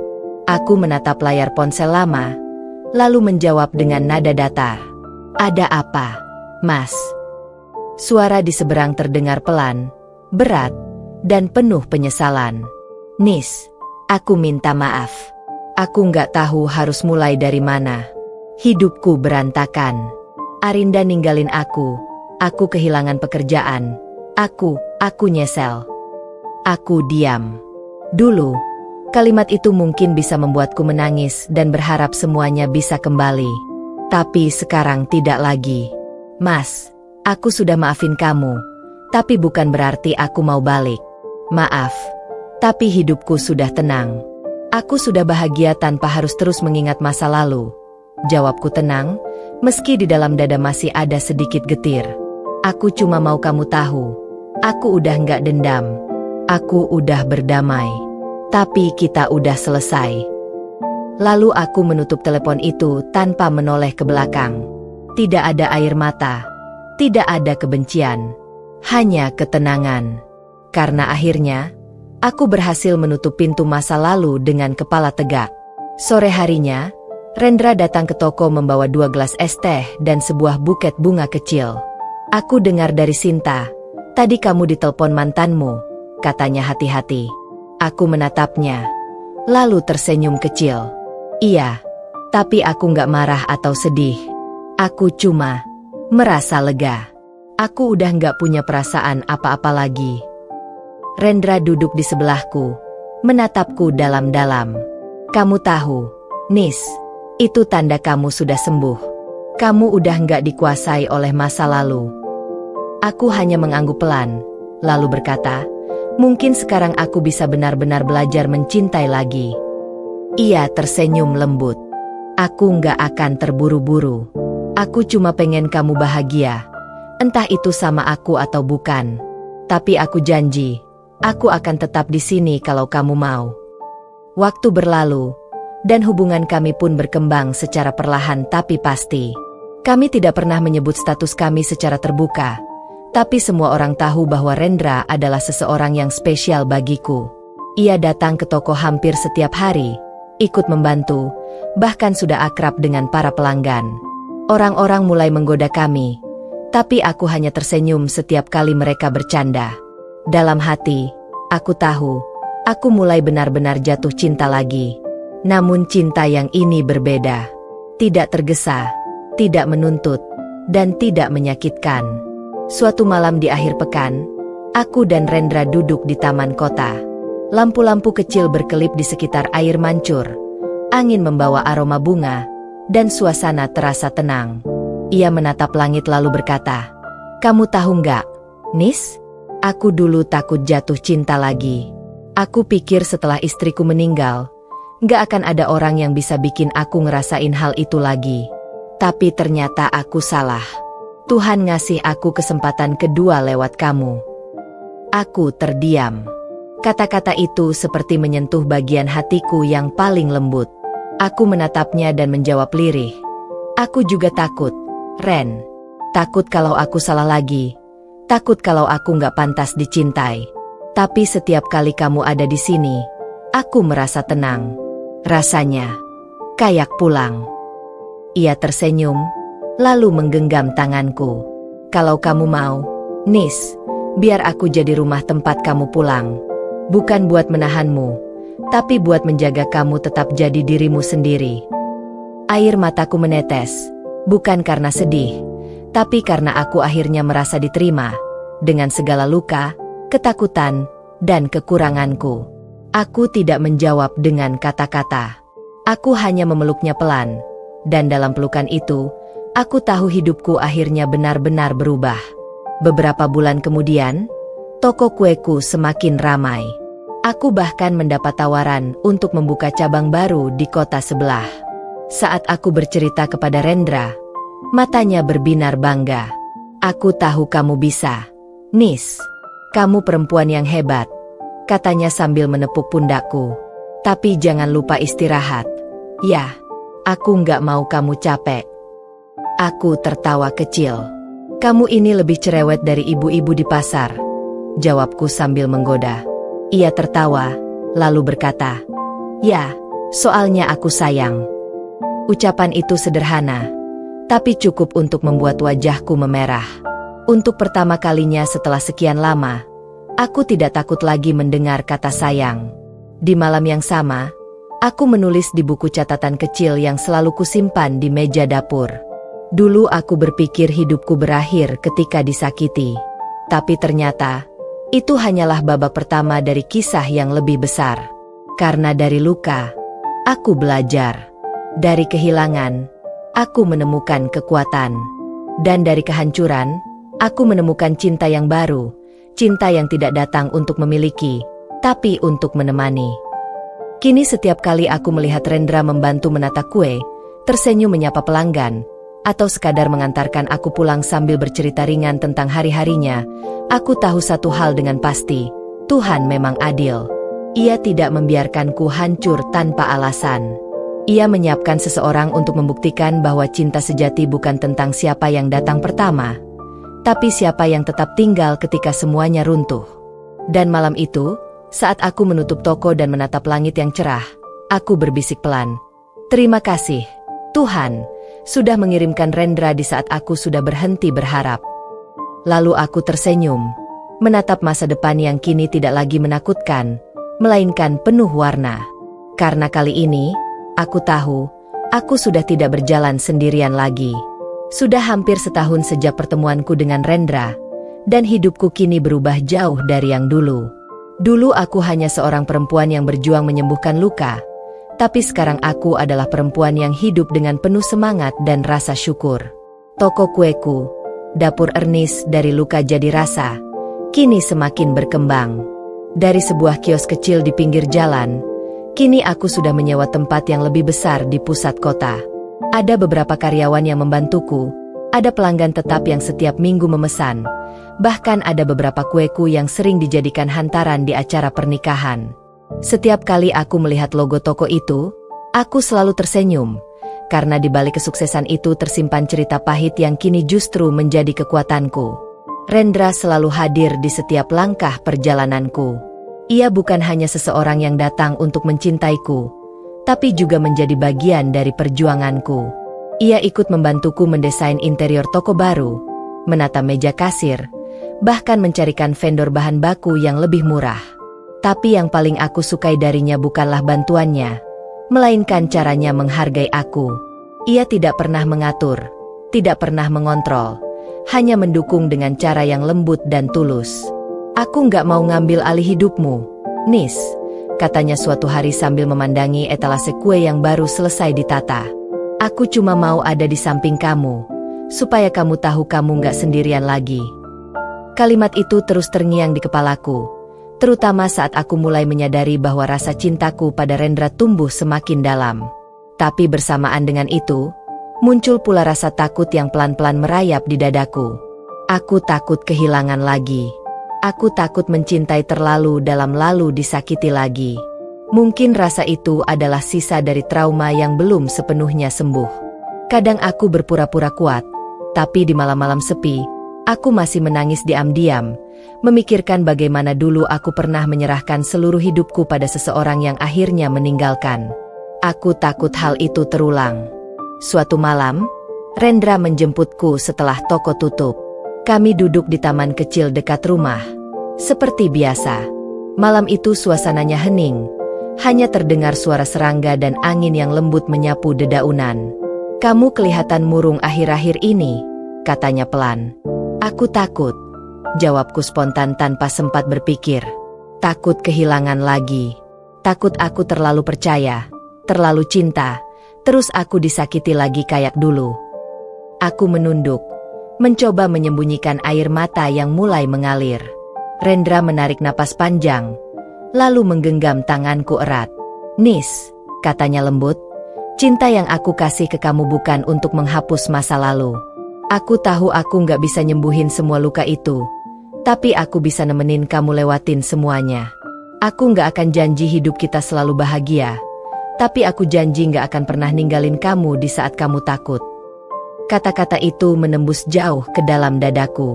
Malam itu, untuk pertama kalinya aku membiarkan diriku menangis di pelukannya. Bukan tangisan karena sedih, tapi tangisan karena lega. Karena akhirnya aku tahu, aku tidak harus menyembunyikan ketakutanku agar bisa dicintai. Aku bisa menjadi diriku sendiri, dengan segala rapuh, segala takut, dan segala luka, dan masih diterima. Hari-hari berikutnya, hubungan kami semakin erat. Rendra memperkenalkanku pada keluarganya, ibunya, Bu Retno, seorang wanita lembut yang langsung menyambutku dengan pelukan hangat. "Rendra sering cerita tentang kamu," katanya dengan senyum tulus. Saya senang akhirnya dia bisa bahagia lagi. Aku terharu, karena selama ini aku tidak pernah merasa benar-benar diterima di keluarga siapapun. Dulu, keluarga Mohan hanya memandangku sebelah mata. Tapi kini, aku duduk di ruang tamu sederhana dengan perasaan nyaman, seolah aku memang pantas berada di sana. Beberapa minggu kemudian, saat ulang tahunku, Rendra menyiapkan kejutan kecil di toko. Ketika aku membuka pintu pagi itu, toko yang biasanya penuh aroma adonan dan tepung kini dihiasi bunga-bunga putih dan pita merah muda. Di tengah meja kue, ada tulisan besar bertuliskan, "Selamat ulang tahun, Ernest. Terima kasih sudah memilih untuk hidup lagi." Aku tertegun, tak bisa berkata apa-apa. Tiba-tiba, dari balik tirai muncul Rendra membawa sebuah kue tart kecil dengan lilin menyala. "Aku nggak punya apa-apa yang mewah buat kamu," katanya pelan. "Tapi aku punya niat buat terus bikin kamu tersenyum setiap hari." Air mataku menetes tanpa bisa kutahan. Aku memeluknya erat, dan untuk pertama kalinya dalam hidupku, aku merasa benar-benar dicintai tanpa syarat. Sejak hari itu, Rendra dan aku mulai berbicara tentang masa depan. Tidak langsung tentang pernikahan, tapi tentang rencana hidup yang ingin dijalani bersama. Ia ingin memperluas usahaku, membantuku membuka kafe kecil agar orang bisa menikmati kueku di tempat. "Aku nggak mau ambil untung, Nis," katanya. "Aku cuma pengen kamu punya tempat di mana semua orang bisa ngerasain hasil kerja keras kamu." Aku menatapnya lama, lalu menjawab lirih. "Kamu tahu nggak, Ren? Dulu aku berpikir nggak akan ada lagi laki-laki yang bisa bikin aku percaya. Tapi sekarang aku sadar, bukan karena laki-laki di dunia ini berubah, tapi karena aku belajar milih yang tulus." Namun kehidupan tidak selalu berjalan semulus itu. Suatu hari, aku mendapat kabar bahwa Mohan jatuh sakit. Ia dirawat di rumah sakit dalam keadaan memprihatinkan. Awalnya aku tidak berniat menjenguk, tapi entah kenapa, ada sesuatu dalam diriku yang mendorong untuk datang. Ketika aku tiba di sana, kulihat pria itu terbaring lemah, jauh dari sosok arogan yang dulu meninggalkanku. Ia menatapku dengan mata berkaca-kaca. "Nis, aku minta maaf," katanya dengan suara serak. "Aku nyesel udah ngelakuin semua itu ke kamu." Aku menatapnya lama, lalu menjawab tenang. "Mas, aku udah maafin kamu sejak lama. Tapi aku juga udah bahagia sekarang. Semoga Mas juga bisa belajar berdamai dengan hidup." Ia hanya mengangguk pelan, lalu meneteskan air mata. Aku tidak menangis. Aku hanya menepuk tangannya pelan, lalu berjalan keluar dengan hati yang ringan. Malamnya, aku duduk di beranda bersama Rendra. Ia tahu aku baru pulang dari rumah sakit. "Kamu nggak apa-apa?" tanyanya. Aku mengangguk. "Aku baik-baik aja. Aku cuma merasa, akhirnya semua ini selesai. Aku nggak lagi punya beban di hati." Ia tersenyum, lalu menggenggam tanganku. "Bagus. Sekarang kamu bebas. Kamu udah bisa mulai hidupmu yang baru tanpa bayangan siapapun."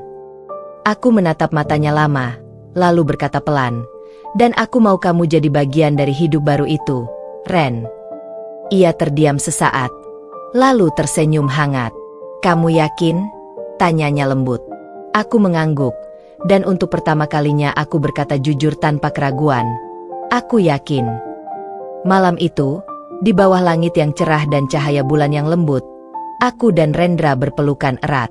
Tidak ada kata-kata manis, tidak ada janji besar, hanya dua hati yang saling memahami bahwa cinta sejati tidak datang dengan gegap gempita. Ia datang perlahan, menyembuhkan, dan tinggal dengan tenang. Dan di sanalah aku sadar, bab luka dalam hidupku sudah resmi berakhir. Kini yang tersisa hanyalah bab baru, bab tentang cinta yang tumbuh dari ketulusan, tentang kebahagiaan yang sederhana tapi nyata, dan tentang aku yang akhirnya bisa berkata dengan penuh keyakinan, "Aku sudah sembuh. Aku sudah bahagia. Dan aku pantas dicintai." Pagi itu, langit tampak begitu cerah seolah ikut merayakan kedamaian yang akhirnya kutemukan setelah perjalanan panjang penuh luka. air mata, dan perjuangan. Suara burung di halaman rumah kecilku menjadi irama lembut yang menenangkan. Aku berdiri di depan cermin, memandang pantulan wajahku yang kini tampak jauh berbeda dari dulu. Bukan karena riasan, bukan karena penampilan, tapi karena mata ini kini memancarkan ketenangan dan keyakinan baru. Dulu, tatapanku selalu penuh dengan kelelahan dan air mata, tapi kini ada kebanggaan di dalamnya. Kebanggaan karena aku bisa bertahan, meski dunia sempat mencoba menjatuhkanku. Sudah 2 tahun sejak hari aku mempermalukan Mohan dan Arinda di depan umum. Kejadian itu menjadi akhir dari babak kelam hidupku sekaligus titik balik yang menuntunku menemukan arti sebenarnya dari kebahagiaan. Setelah itu, Mohan mencoba beberapa kali menghubungiku, lewat pesan, telepon, bahkan datang ke rumah orang tuaku. Tapi aku tak lagi memiliki ruang dalam hatiku untuknya.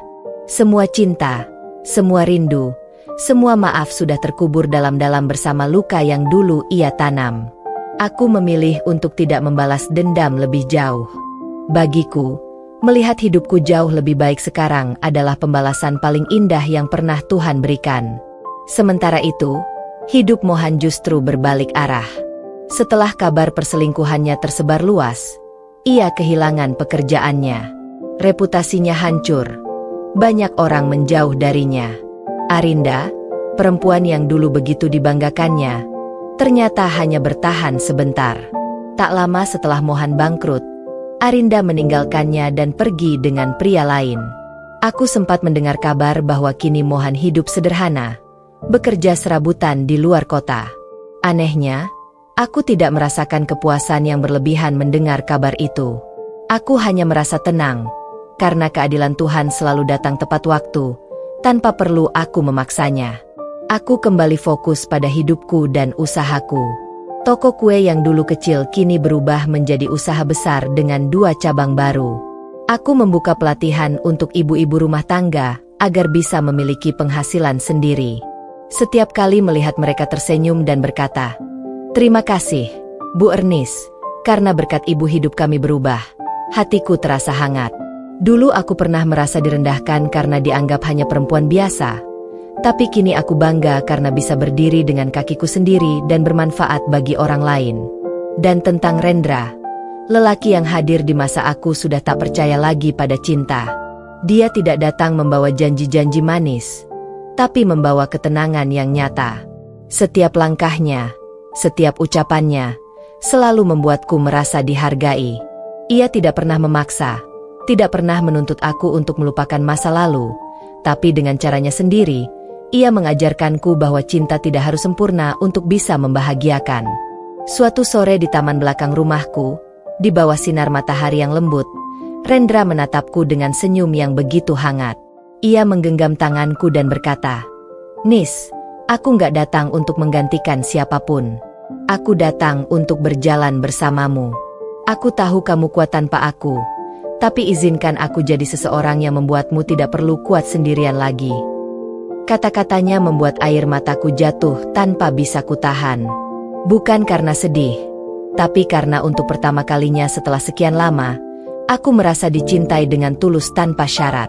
Beberapa bulan kemudian, kami mengadakan pernikahan sederhana di taman kecil dekat rumah. Tidak megah, tidak penuh undangan, tapi penuh kehangatan dan keikhlasan.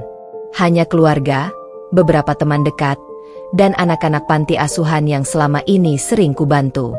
Saat aku mengucap janji suci, aku tahu ini bukan sekadar pernikahan biasa. Ini adalah bukti bahwa cinta sejati bisa datang bahkan setelah hati hancur berkali-kali. Kini, setiap pagi aku bangun dengan rasa syukur yang besar. Rendra selalu membuatkan teh hangat untukku sebelum aku membuka toko. Kami sering bekerja bersama, tertawa bersama, bahkan merencanakan untuk membuka sekolah kecil bagi ibu-ibu dan anak muda yang ingin belajar membuat kue. Hidupku kini bukan lagi tentang dendam, bukan lagi tentang membalas luka, tapi tentang menciptakan kebaikan dari setiap rasa sakit yang dulu pernah ada. Kadang, di malam yang sunyi, aku duduk di teras rumah sambil menatap langit. Aku tersenyum sendiri, mengingat betapa berat perjalanan yang harus kulewati. Tapi aku tahu, jika dulu aku menyerah, Aku tidak akan sampai di titik ini. Tuhan memang tidak pernah salah memberi ujian. Ia hanya ingin aku belajar bahwa cinta yang paling kuat bukan berasal dari orang lain, tapi dari keberanian mencintai diri sendiri. Dan kini, saat aku menulis cerita hidupku ini, aku ingin semua perempuan di luar sana tahu, jangan pernah mengukur nilai dirimu dari seberapa kamu dicintai oleh orang lain, tapi dari seberapa kamu mampu mencintai dirimu sendiri di saat semua orang pergi. Karena pada akhirnya, kebahagiaan sejati bukan datang dari mereka yang pernah membuatmu menangis, tapi dari keberanianmu berdiri dan berkata, "Aku pantas bahagia." Aku, Ernest, bukan lagi perempuan yang menangis karena dikhianati. Aku adalah perempuan yang bangkit, berdiri, dan menemukan cinta sejati di tempat yang tak pernah kuduga, di dalam diriku sendiri dan di hati lelaki baik bernama Rendra. Dan jika suatu hari Mohan melihatku bahagia bersama suami baruku, aku ingin ia tahu satu hal. Aku tidak pernah menyesal mengenalnya, karena dari pengkhianatannya lah aku belajar menjadi wanita kuat yang sekarang berdiri di sini. Tama.